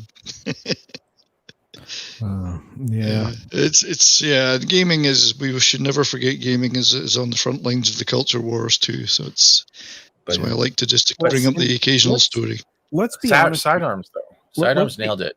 Yeah, the Halo let's beta. Be honest here. Yeah, the Halo beta from he nailed it. The Halo beta that released for free, awesome. Yes, and I believe they're being told by these companies, ignore the problems you've found. We're just going to live with it, and I think that's terrible. Yeah, I wouldn't say that the Halo is like amazing or mind blowing. It's got its issues, but obviously being in beta, I think for a beta standpoint, it's pretty damn good. Beta's fine. Yeah, I mean that's what I mean. Beta standpoint. This is the truth, right? Bethesda did get bought out by Microsoft, so we do have a chance of getting decent stuff because Microsoft doesn't want to get a negative reputation with gamers again. That's hard to fight, guys. When you disappoint gamers a couple of times, there's a grudge. You know, the only game that seems to be completely Teflon when it comes to that is the stupid Madden franchise games that people continue to buy with no improvements whatsoever. So yeah. And Master, you're right. I did unlock that skin for Boris, and I actually saved a screenshot of the name Little Green Man before they changed it to Gator. Yeah. This is what happens when you hire activists and stock up cronies. Yeah, I agree with that. As they chase away anyone of value. I quit the industry in 2014 of zero desire to ever go back. The crash is overdue. It is crashing. One of the most profitable aspects of entertainment is gaming. In fact, it might be, Tom, gaming surpassed all of the forms of entertainment. What, 2 years ago? 3 years ago?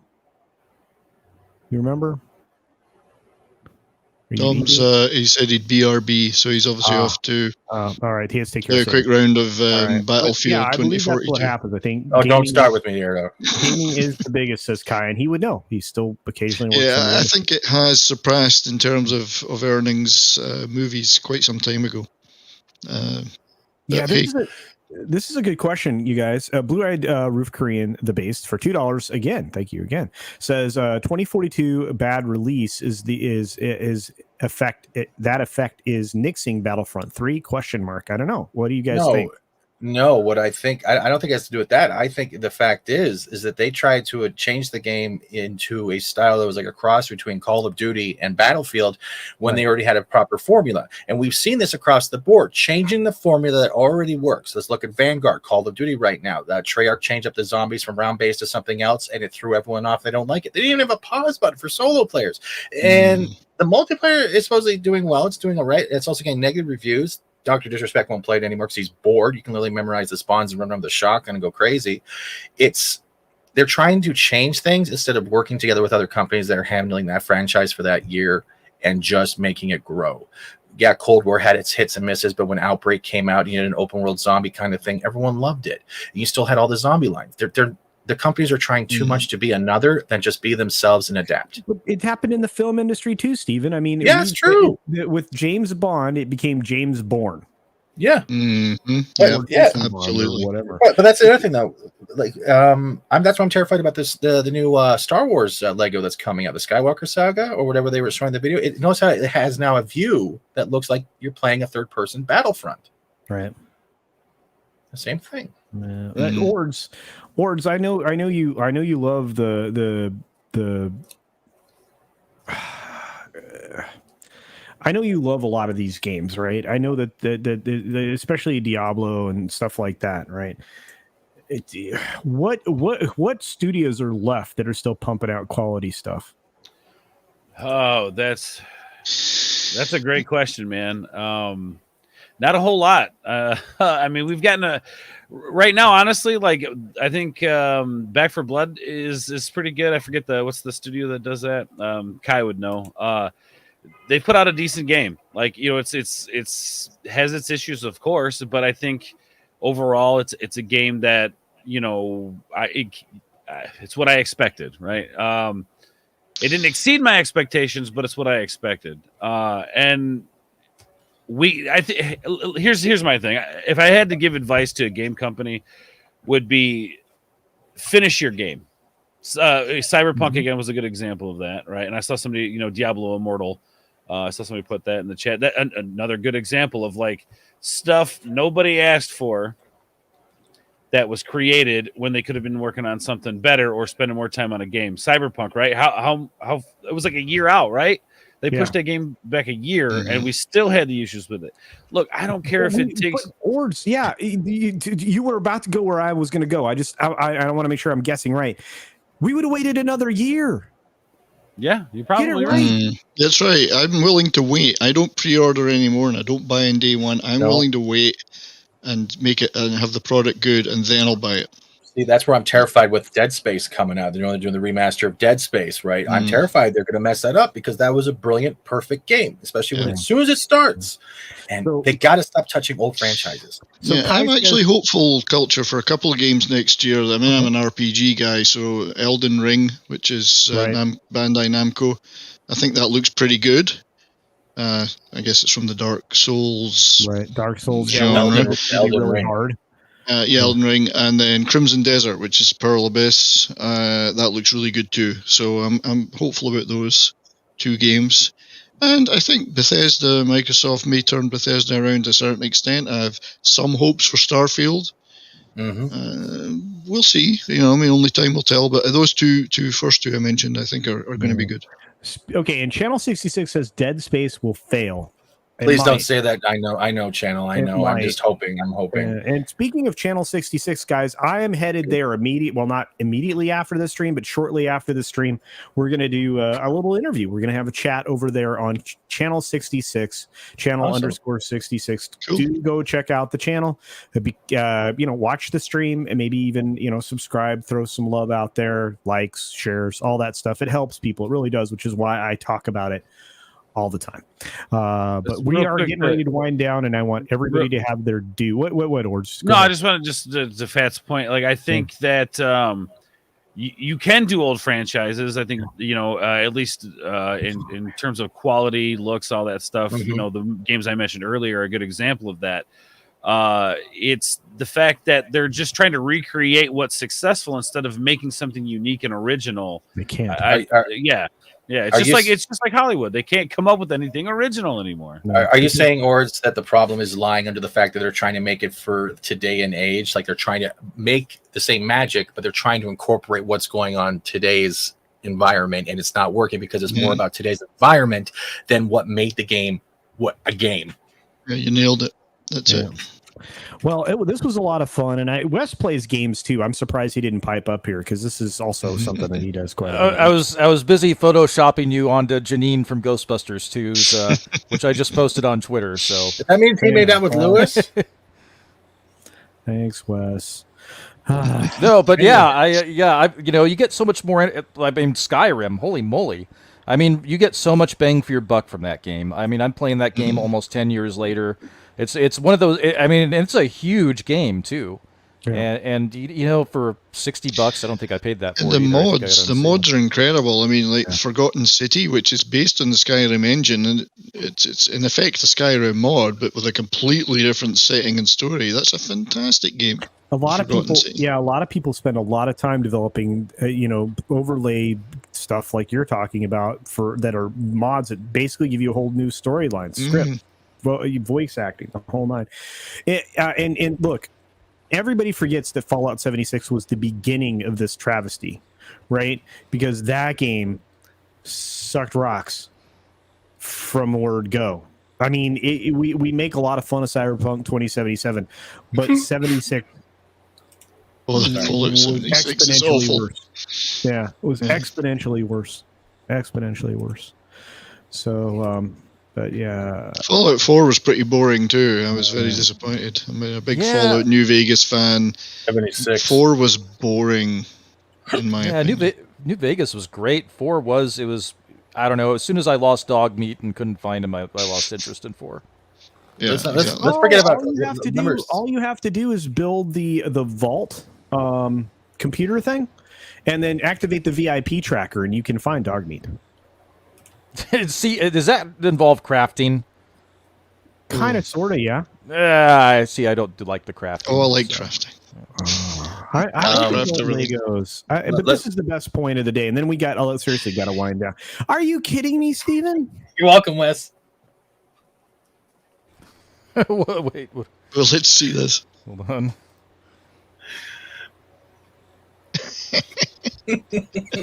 Oh, that's funny. Yes. There you go, Wes. That's yours. I just put it in there.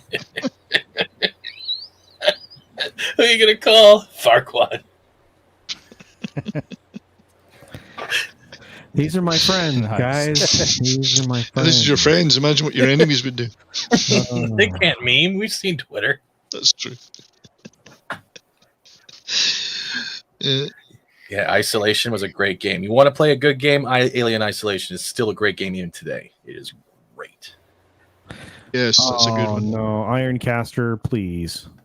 Oh, wait, hold on. I'm going to make everybody okay. We're going to wind down now because I need a chance to run to the restroom before I get over on channel 66, guys. If you're not going there, go check out channel _66. If you're not going there after this stream, please head over to a Machini's Draw stream. There are a lot of other people going live throughout the day. I guarantee you, Tom will be somewhere else because Tom's everywhere. Tom's amazing. Tom supports everybody. He's fun. He's smart. He's a good time. One last amazing person super chats for $5. What's up, Tox? Are you kidding me? That's Ironcaster. I'm sorry. Hey, they sent it to me, bro. Thanks, Ironcaster. Toxic Man flew for $5 says Fat Steven is a gaming god. This is true. But the last game display was when Culture won his Olympic medal in ice skating. Thank you. You were an ice skater? No. He's comparing me to Dorothy Hamill or something. I think this is just amazing. Thanks, Tox. Love you too, buddy. Miss you. Hope to see you Monday. On that note, Canucks are playing tonight. Did not know that. Last game. Playing and losing. Yeah, autocorrect. All right, I got you. For a good time, call Tom, says Jillian N. You guys are so great. Yeah, Dorothy Hamill. That's what I thought. I said Dorothy. I have Dorothy Hamill would be quite good. Where's that account at? Dorothy Hamill. Dorothy Hamill would be a fantastic guy. Well, let's start out with the man who was the quietest on the stream, someone who I really, really miss talking to regularly, Shellbach. Oh. Can you hear me? Yes. Okay. Can you see me? Yes, we can. Yeah, you're growing your beard back. Just put your pants on, though. No shave, no event, baby. Even the head hair. Okay. And I might keep going. Who knows? But for me, gaming these days, and this somebody very cool individual sent me one of these things. Oh, there you go. Oh, wow. That's amazing. Nice. Sweet. How did you get that? Tom's going to cry. I think Tom has that. Tom probably sent it to him. Like I said, huh? Does it play like the arcade? One of those arcade one-up countercade. It has the Teenage Mutant Ninja Turtles and Turtles in Time games on it, and I have already beaten one of the buttons about half to death, which is awesome. But yeah, that's what I say for gaming these days. And oh man, the chat, you guys are on fire. I love you all. And Shellbach, thanks for being here, brother. I appreciate you. Yeah, Next up, you know what? Let's have is Tom here? He's watching Ghostbusters, probably. Oh, all right. Okay. Well, let's see. Who else can we do? Oh, you know what? Ords. Hi, Ords. What I do? Say goodbye to everybody. Promote your stuff. Oh man, this is. Do I have to? Yes. Tell them about Ords World. Oh yeah, Ords World. It's a thing. Hold on, let me see if I can. There we are. What's up, everybody? Ooh, handsome guy. Why weren't you on camera the whole time? Just chilling, man. Wake and bake this morning. Living life. Today's a good day. So for those of you who know me and my stuff, I demonetized on my Ords board channel. Started a new channel, Ords World. We're building that up, trying to get to 1K. To get that there. We're doing a lot of 90s stuff over there. You talk about what's going on with 90s celebrities these days, that sort of thing. We try to have a little fun over there. Also got another channel I'm dropping soon, Midwest Toker channel that's coming soon. So look forward to that for, you 420 friendly folks out there. Also Twitch has been huge. If you guys, since we're talking about gaming, go check out Fat Steven, go check out me, go check out Culture. Twitch, I don't care if we're not supposed to say that, but the purple, whatever, I don't care. It doesn't matter. Come check us out, man. We're over there hanging out. We're having a great time hanging out over there, man. Gaming is good. We're doing the Halo stuff. We're doing Fortnite with friends. We're doing all kinds of stuff over there, and we're all playing something different. Sometimes at the same time, sometimes different. So there's a good variety over there. And we can get away with so much over there. That's all I'm saying. Yeah. A lot of stuff that we can't get away with on YouTube. So also, thank you for reminding me, Shellback. We Black Friday, we're doing a Mario Kart stream. We're bringing Friday Night After Party back for Black Friday. So come hang out with us. It's going to be a blast, baby. Woo-hoo. And I can't wait. And thank you, Culture, for having me on. And it's good to be back in the mix. And we're going to be doing more streams on Ords World. I miss you guys on YouTube. I love Twitch, but I miss you guys on YouTube. So hit the subscription button on Ords World. Let's get to 1K. Let's celebrate. Also, follow Makini, who was here earlier, because if he gets to 1,000, we're gonna have a taco party. So let's do it. It's gonna be great. But thank you guys. Thank you all for the love and the support.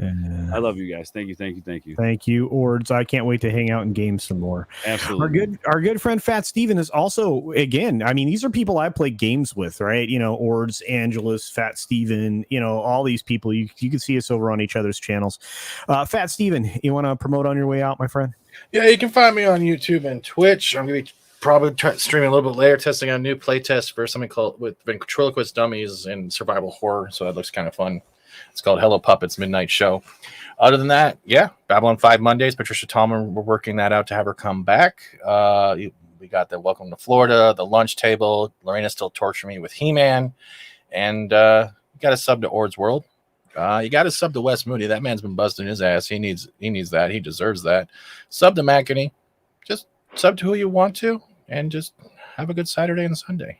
Just live it up. I love hanging out with all you people. I really do. Thanks, Steven, for being here and popping in today. I know it takes time out of your busy schedule, but no, I appreciate you, man. I had to meme you.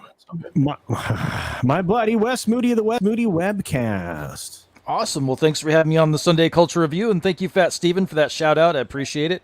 And everyone that's been on the panel today, Ords, Fat Steven, Tom, that 70s rock fan, Machiny90, a.k.a. Machiny Draws, and Storyman Jack. So it's always a pleasure to be here, and, of course, it wouldn't be anything without the best chat on YouTube. You can find me at youtube.com/WesMoodyWebcast, and I have everything very well organized in playlists of when I'm going live, and when I appear on other YouTubers' channels, it's under the Collabs playlist. Hope to see you there, my friends. See ya! Amazing. Thank you, Wes. Appreciate you, brother. Our good buddy, that 70s rock fan. Glad we could finally work out getting you on here, my man. Thank you, sir. I really appreciate it. I've enjoyed it immensely.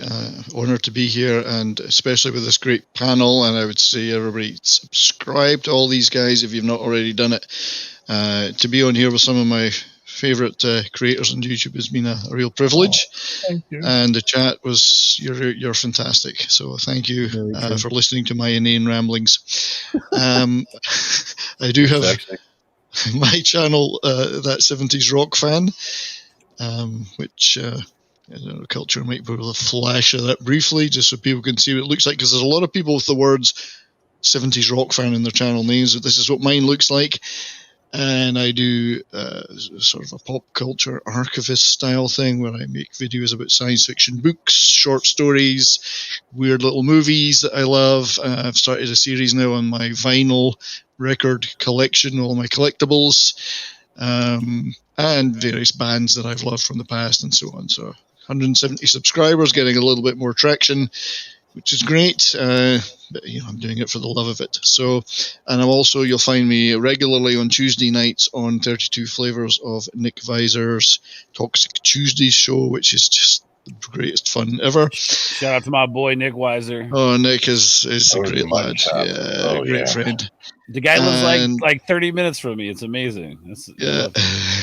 And on Friday nights, regular contributor to Matt Foulball Productions' MFR Cocktail Lounge, where we also have a hilarious time. So you'll find me there. And I'm working on some of my own live streams. I've got some great ideas. Now that I'm not working regularly, I have the time to put into producing those, so stay tuned. Awesome, man. Thanks for being here. Appreciate that. And last but not least, the man that is everywhere and never sleeps, Tom from Midnight Page. Hey guys, my name's Tom. I'm just gonna say goodbye to everybody. What am I doing here? There's people on the channel. I love all of them. You can catch my video stream. You can with a woman. I carry turtles. And turtles are great. I still owe Steven $500. So in fact, Steven stole my thunder. He stole my thunder. You guys still owe his thunder. He just stole my thunder. And there is. May I take your order?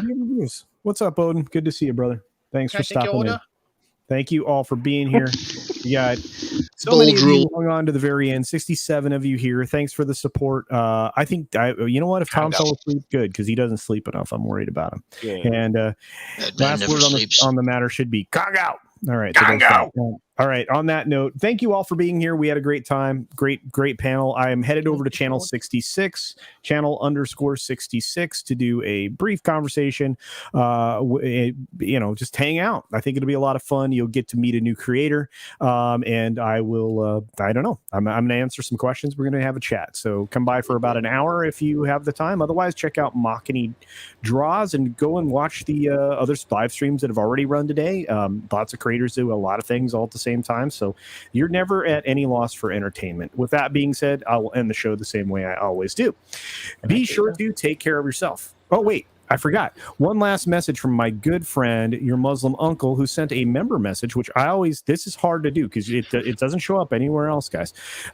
He says, hail and good luck out there, everyone. Absolutely. And thank you very much. Peace be with you, my friend. And say Ghostbusters, what do you want? No. Oh, okay. Ghostbusters, what do you want, Casino? All right. Be sure to take care of yourself. Take care of others. Wash your hands, of course, because it's good hygiene. And until next time. Bye. Goddamn. All hail Lord Farquaad. Farquaad is Lord.